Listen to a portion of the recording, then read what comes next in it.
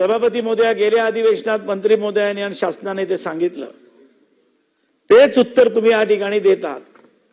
सभापती महोदया, आम्ही या सभागृहामध्ये चर्चा करतो। या वेळेला गेल्या वेळेला आरक्षणाबाबत चर्चा झाली, त्यावेळेला पण आम्ही इथे मागणी केली की जातीय निहाय जनगणना पहिल्यांदा करा आणि आरक्षण वाढलं पाहिजे। आरक्षण तुम्ही 10% वाढवलं, ते वाढवता येतं का? कायद्याप्रमाणे वाढवता येत नाही।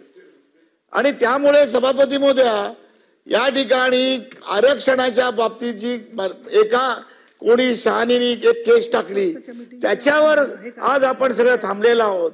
म्हणजे ही सगळी लबाडी चाललेली आहे। ओबीसी समाज आणि मराठा समाजाला या ठिकाणी खेळवण्याचं काम चाललेलं आहे। सर्वसामान्य माणसाला याच्यामध्ये काही रस नाहीये आणि म्हणून हे आरक्षण वाढवण्याचं धोरण आणि त्यावर तुमच्या मंत्रिमंडळ तुमची जी कमिटी नेमली त्याच्यावर चर्चा झाली का? नंबर 1।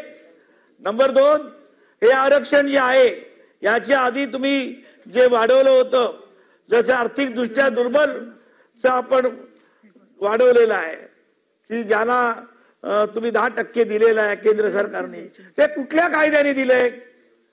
जर आपल्याला वाढवता येत नाही मग तो कुठल्या कायद्याने ते दिलेलं आहे? त्याची पण कमिटीने विचार केला आहे का? कमिटीने त्याचा अभ्यास केला आहे का? आणि तिसरा प्रश्न, जातीय जनगणना तामिळनाडूने केली, बिहारने केली, बिहारला परवा स्टे आलेला आहे, त्याबाबत विचार विनय राज्य शासन हे आरक्षण देण्याबाबत देताना करेल का?